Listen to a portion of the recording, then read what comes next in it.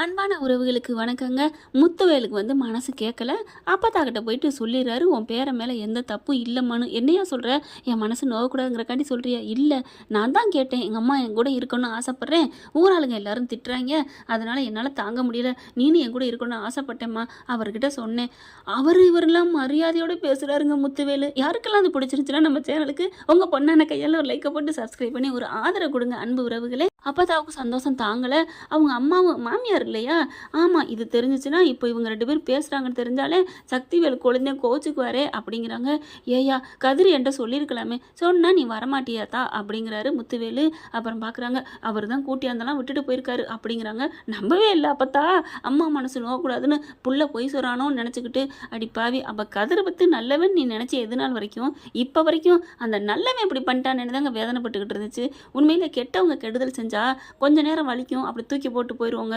நம்பிக்கையானவங்க மனசுக்கு பிடிச்சவங்க பண்ணால் மனசு ரொம்ப வலிக்கும் தானே. அதை தான் அப்போ நொந்துக்கிட்டு உண்மையிலே அப்பத்தாவை நேற்றலாம் அந்த சீனு பார்க்கல கதிராக என்னை அனுப்புனா எனக்கு உண்மையில அழுதுட்டேங்க. அப்பத்தாவை நினச்சி வயசான காலத்தில் எல்லாருக்கும் இப்படி ஒரு நிலைமை வருமா, வரக்கூடாதுற ஆண்டவா அப்படின்னு தாங்க நான் வேண்டுறேன். அதுக்கப்புறம் நீ நிம்மதியாக ரெஸ்ட்டுடா ஆத்தா அப்படின்ட்டு போயிடாரு முத்துவேலு.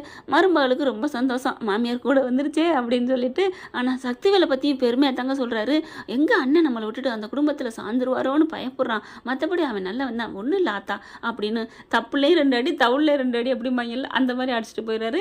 இல்லைங்க, தென்னமரத்தில் ஒரு குத்து தேங்காயில் ஒரு குத்து அப்படிங்கிற மாதிரி போயிடுறாரு. ஆனால் கதிர்வேலை தான் வீட்டில் இங்கே எல்லாரும் மூச்சு எடுக்கிறாங்க, எல்லாருக்கும் கூட சமாளிக்கிறாரு. ஆனால் பொண்டாட்டி ராஜி கிட்ட தாங்க அப்படி பார்க்குறாரு. அப்படின்னு ராஜி ஒரு முறைச்சோன்னே ஐயோடியோ அப்படின்னு எரிச்சு போயிடுறாரு. எனக்கு தெரியுதுடா, நீ ஏதோ ஃப்ராட் தனம் பண்ணுறேன்னு தெரியாது நினச்சிட்டு இருக்கியா, உனக்கு இருக்குடி மாவனே அப்படின்னு நினைக்கிறாங்க. அடுத்து பார்த்தா ட்ராவல்ஸுக்கும் போயிடுறாருங்க. அங்கே போயிட்டு ராஜியும் போகிறாங்க. போன கையோட வேலையை பார்க்க முடியும், பேசாமல் வேலை பார்க்குறாங்க. கதிர் பார்க்குறாரு, என்ன நம்ம ஆள் வந்தோன்னே ஏதாவது பேசுவான்னு பார்த்தா ஒன்றும் பேசாமல் இருக்காளே அப்படின்ட்டு ராஜி அப்படின்னு சொல்கிறாங்களா. அப்படி திரும்பி பார்க்காம கணக்கு வழக்கு எழுதிட்டு இருக்காங்க. ஏய், கணக்கு தப்பாக போடுற, நேற்று போனது 2 வண்டி, அது வேற ஊர் அப்படிங்கல எனக்கு தெரியும், நான் கடைசியாக போட்டுருவேன் அப்படின்னு சொல்லி திரும்பிக்கிறாங்க. ஏய், என்னம்மா அப்படின்னு சொல்ல, என்ன ஒன்றும் தெரியாத மாதிரி, என்னன்னா நான் எதுக்காக கோச்சிட்டிக்கேன்னு தெரியாது உனக்கு?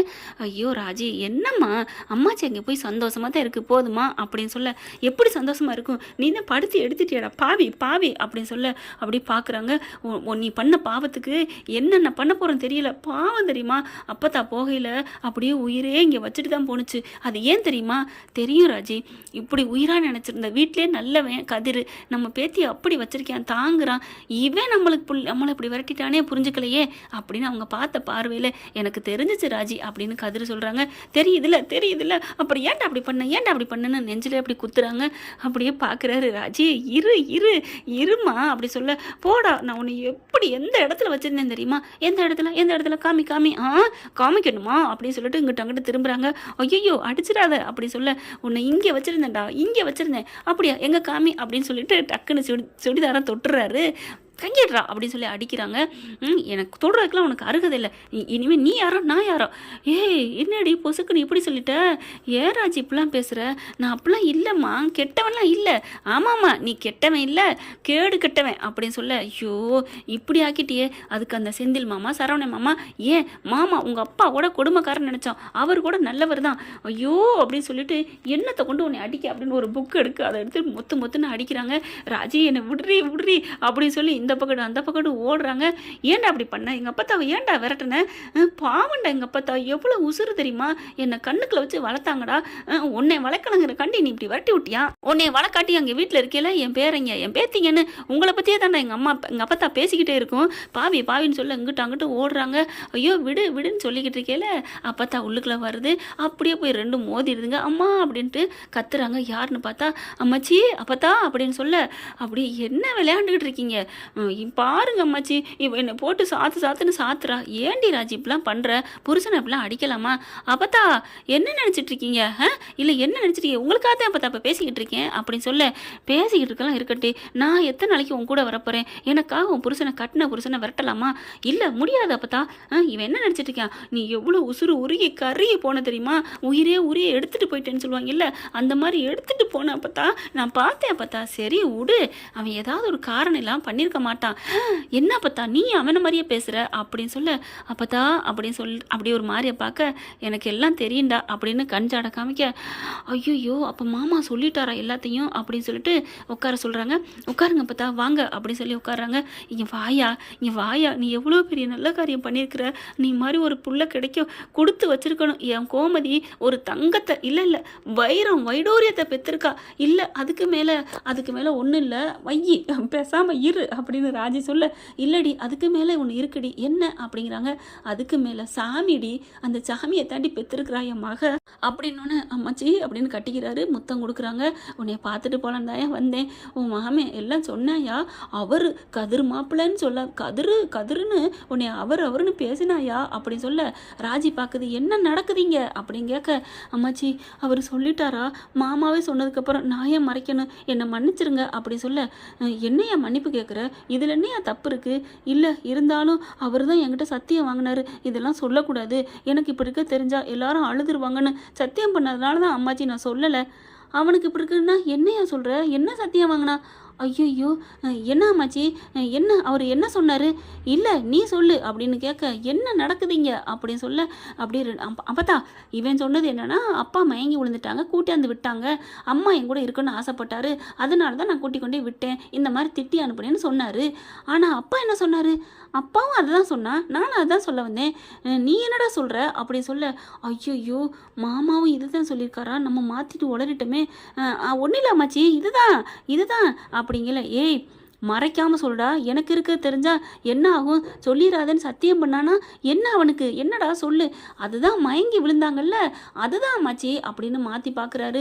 ஐயோ இப்போ நான் என்ன சொல்கிறது ஒன்றும் புரியலையேன்னு, இங்கே பார் உண்மையை மட்டும் நீ இப்போ சொல்லலை, நான் என்ன பண்ணுவேன்னு எனக்கே தெரியாது, சொல்லுடா என் பிள்ளைக்கு என்ன அப்படின்னு சொல்லி நெஞ்சில் அடிச்சுக்கிறாங்க. அப்போ தான் அம்மாச்சி ஒன்றும் இல்லை, கதிர் ராஜி கேட்குறாங்க, இங்கே பார் உண்மையை சொல்லுடா அப்படிங்கல. அப்படியே ராஜி ஒரு மாதிரியா மயங்கி விழுகிறாங்க. ராஜி மயங்கணும், என்னடி என்னாச்சு, எனக்கு என்னமோ மயக்கமாக வருது அம்மாச்சி காலையிலேருந்து அப்படின்னு சொல்ல, அப்படியே பார்க்குறாங்க, மயங்கிடுறாங்க. தூக்கி வச்சுட்டு என்னாச்சுன்னு தண்ணியை தெளித்து பார்க்குறாங்க. பார்த்துட்டு கையை பிடிச்சி பார்த்தா ரிட்டன் ஆடி, என்னடி உண்டாயிருக்கிற நீ, குளம் விருத்தி ஆயிடுச்சுடி. கதிர் பார்க்குறாரு, அம்மாச்சி என்ன அம்மாச்சி சொல்கிற, ஆமாடா உன் பொண்டாட்டி உண்டாயிருக்காடா. கண்ணை முழிக்கிறாங்க. அப்போத்தா என்ன பார்த்தா, ஆமாடி நீ கர்ப்பமாக இருக்க அப்படின்னு சொல்ல, அப்படியே ஒரு சந்தோஷம். சண்டைன்னு சொல்லிட்டு ராசியாகவே இருந்திருக்கிறீங்க அப்படித்தானே அப்படின்னு சொல்ல, போ அம்மாச்சி அப்படின்னு சொல்லிட்டு வெக்கப்படுறாரு. அப்பத்தா என்ன அப்பத்தா அப்படின்னு ராஜி வெக்கப்பட, ஆனால் கதிர் பார்க்குறாங்க, அப்பாடா இது மூலமாக அதை மறந்துட்டாங்க, ரொம்ப சந்தோஷம்.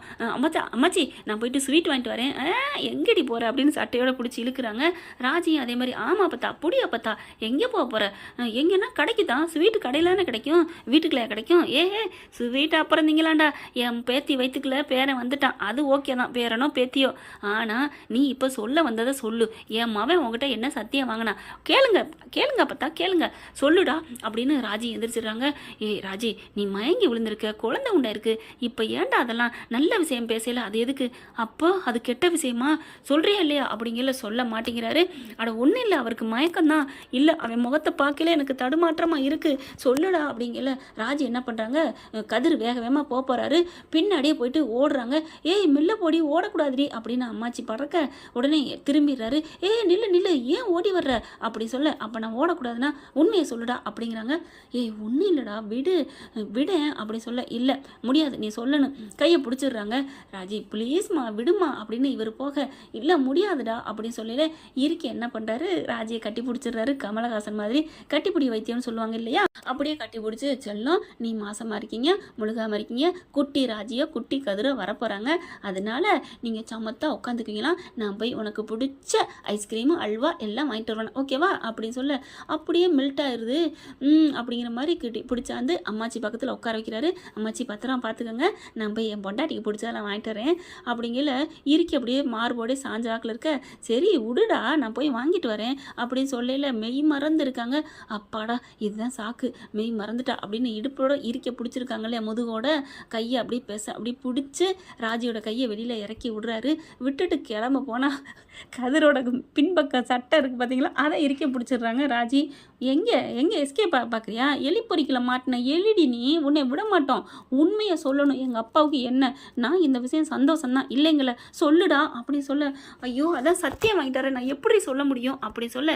இதான் தெரிஞ்சு போச்சே, தெரியாமல் இருந்தால் சொல்லலாம், இப்போ தெரிஞ்சிருச்சு சொல்லு. முடியாது ராஜி, சொல்ல முடியாது அப்படின்னு சொல்ல. முடியாதுல்ல, அப்போது நான் என்ன பண்ண போகிறேன், இந்த குழந்தை எனக்கு தேவை ஏய் அப்படின்னு வாயை பொத்திடுறாரு. என்ன ராஜி சொல்கிற? ஆமாம், என் அப்பாவுக்கு என்னன்னு நீ சொல்ல மாட்டேன், அப்போ இந்த பிள்ளைக்கு என்னன்னா எனக்கு என்ன, என்னை பெத்த எங்கள் அப்பாவை எனக்கு இல்லாமல் போயில, இது எதுக்கு எனக்கு என்ன அப்படின்னு சொல்ல. ஏய் அப்படிலாம் சொல்லாதடி அப்படின்னு சொன்ன கையோட ராஜி என்ன பண்ணுறாங்க, அவங்க கதிர் சொன்ன கையோட கதிரோட கையை பிடிக்கிறாங்க, தன்னோட வயிற்றில் வைக்கிறாங்க. என்ன ராஜி, என்ன குழந்தை தாண்டா உருவாயிருக்கு, இப்பயே அதை எனக்கு தொட்டு காமிக்கிற, இப்போலாம் ஒன்றும் தெரியாதுடி. நான் அதுக்கு சொல்ல வரல, அது 10 நாளோ 40 நாளோ 20 நாளோ ஒரு செகண்டோ உயிர் உருவானதான், அது நமக்குன்னு வந்த வாரிசு. அந்த வாரிசு மேலே சத்தியம் பண்ணி கேட்குறேன், நீ உண்மையை சொல்லு, என்ன நடக்குது அப்படின்னு கேட்டோன்னே அவரால் ஒன்றும் பண்ண முடியலைங்க. குழந்தைக்கு மிஞ்சினது ஏதாவது இருக்குமா என்ன, கடவுளே அடுத்து தான் சொல்லுவாங்க, தன் பெத்த பிள்ளைன்னு ஏதோ ஒரு குழந்தை, அது குழந்தைக்கு மிஞ்சினது எதுவும் இல்லை தானே ஃப்ரெண்ட்ஸ். இப்போ நம்ம கதிர் எல்லா உண்மையும் போட்டு உடைக்க போகிறாரா போக மாட்டாரா அப்படிங்கிறத பொறுத்திருந்து வருங்காலங்களில் பார்க்கலாம் ஃப்ரெண்ட். இந்த பற்றி உங்களுக்கு பிடிச்சிருந்துச்சுன்னா உங்கள் பொண்ணான கையில் ஒரு லைக்கை போட்டு சப்ஸ்கிரைப் பண்ணி ஆதரவு கொடுங்க. இப்படி தான் போக வாய்ப்பு இருக்குது, பார்க்கலாம். தேங்க்யூ. இந்த வீடியோ உங்களுக்கு பிடிச்சிருந்தா தயவு செய்து லைக் பண்ணுங்க. இன்னும் அப்டேட்ஸ்க்காக சேனலை சப்ஸ்கிரைப் பண்ண மறக்காதீங்க. நம்ம கிட்ட இருக்க எல்லா சேனல்ஸோட லேட்டஸ்ட் வீடியோ அப்டேட்ஸ்க்காக மேல ரைட் சைடுல காட்டுற லிங்கை கிளிக் பண்ணி வாட்ஸ்அப் குரூப்ல ஜாயின் பண்ணுங்க. உங்களிடம் விடைபெறுவது நான் உங்கள் மெஹர்.